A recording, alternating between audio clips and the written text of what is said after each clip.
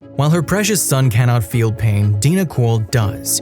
It is an emotional pain born of a mother's frustration as she copes with her young boy's rare condition, the unknowns of a strange disorder, the uncertainty of an uncharted prognosis. All Kuolt knows is she's dealing with it the best she can.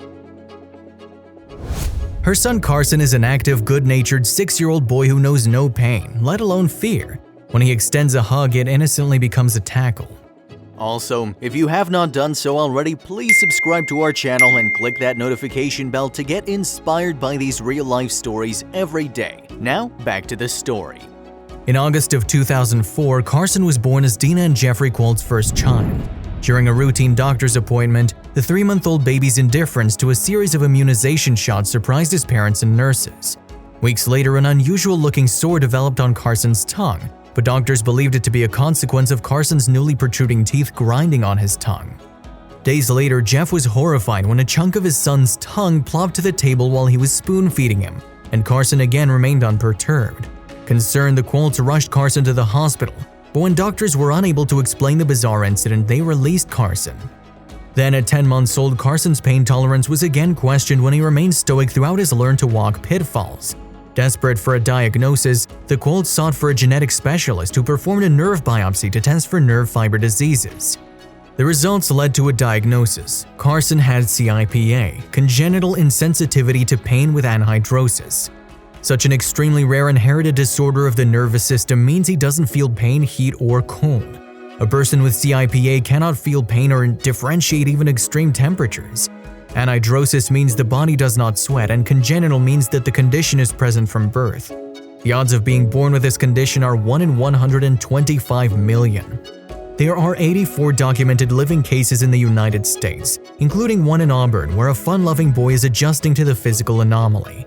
"We try to make him as normal as we can, but he knows that he's different," Dina said. "We're making sure he's fine, that he grows, and that he knows his limitations. He's still young, he still doesn't get it, he still doesn't understand it. Few do." His inability to feel pain renders him defenseless against severe bodily harm, and his inability to sweat prevents his body from stabilizing its core temperature. Our major concern would be succumbing to an event that would cause a high fever and seizures and subsequent death. With no cure or treatment for CIPA, Carson has learned to live safely with his disorder. Each day is challenging, but the Kuolts are determined to keep their boy safe. "Health-wise, he's doing pretty good," Dina said.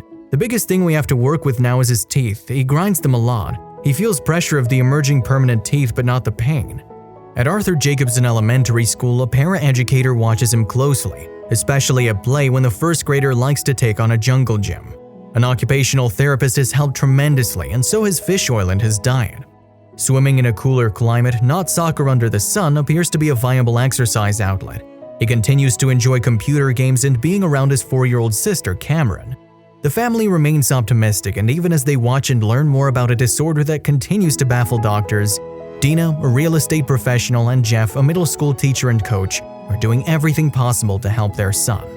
To learn more, the Kuolts correspond with 2 families with SIPA-diagnosed children, a young girl from Minnesota who lost an eye, and a 27-year-old woman in California who continues to move on with her life despite the condition.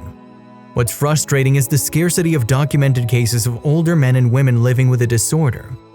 "The biggest thing that scares me is what if Carson has internal injuries," Dina said. "What if he's really hurt?"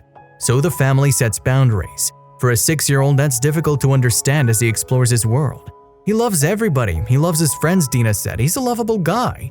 And a little guy who continues to play and smile despite living with a rare condition. The family will keep the faith as the medical profession tries to get a better grasp on the disorder. "It's going to be a long road, but he's a really smart little boy," Dina said. "I think he's going to be fine. The school district has been great and people have been willing to help him. I really do believe we have Carson for a reason. We're not taking anything for granted," Dina added. "Carson has shown us a lot. We're so thankful to have him."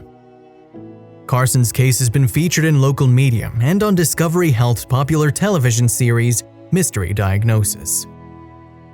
If you liked the video, please give it a thumbs up and consider sharing it with someone who may find it interesting. Thanks for watching, and I'll see you in the next video.